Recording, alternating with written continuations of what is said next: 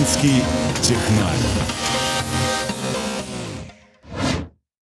Это, здравствуйте, шоу-трак. Шоу-трак называется «Слева». Это есть он третий в мире, который сделан на пневмоподвеске. То есть один есть в Никополе, один где-то в России, и вот третий у нас. Чуть-чуть не успели. Идея была давно, воплотить получилось только буквально 3 дня назад.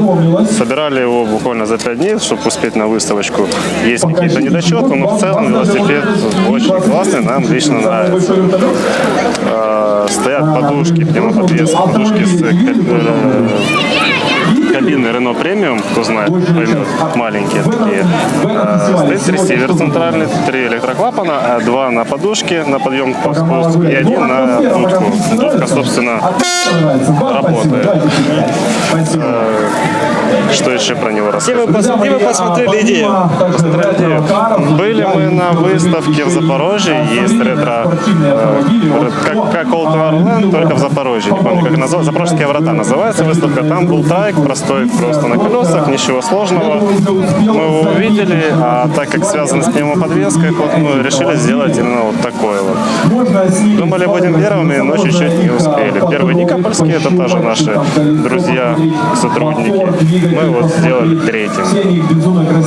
Ну как В целом, пользование? Какой у него угол разворота?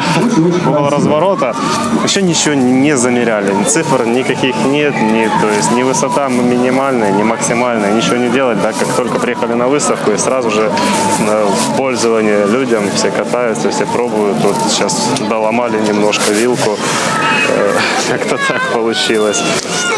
Сейчас будем чинить его.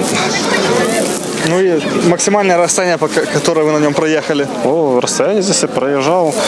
Вот по кругу здесь петлянул пару раз, это точно. Наверное, 1,5-2 я свободно за раз прокатился и, в принципе, даже не устал. Легко едет. Людей объезжают, управляемый. Ну вы делаете такие велосипеды на заказ. Сколько будет средняя стоимость такого? Средняя стоимость такого, он уже будем продавать, его цена где-то 12 тысяч будет стоить. Но там уже будет он реально классный, реально все будет под желание, все будет выкрашено. Будет более лучше, чем сейчас делалось. Реально спешили, все делалось так, на скорую руку, есть реальные недочеты.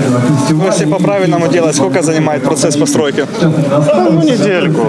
Недельку. Просто у нас не вся база сейчас собрана в плане того, что токарю мы едем в одно место, к сварщику в другое. Такого плана. Пришлось покататься из этого долго. В целом, если так красивенько, недельку, там, полторы времени, заказ будет выполнен. Ну, большое спасибо. Пожалуйста, сайт Pneumo.ua, там можно все найти.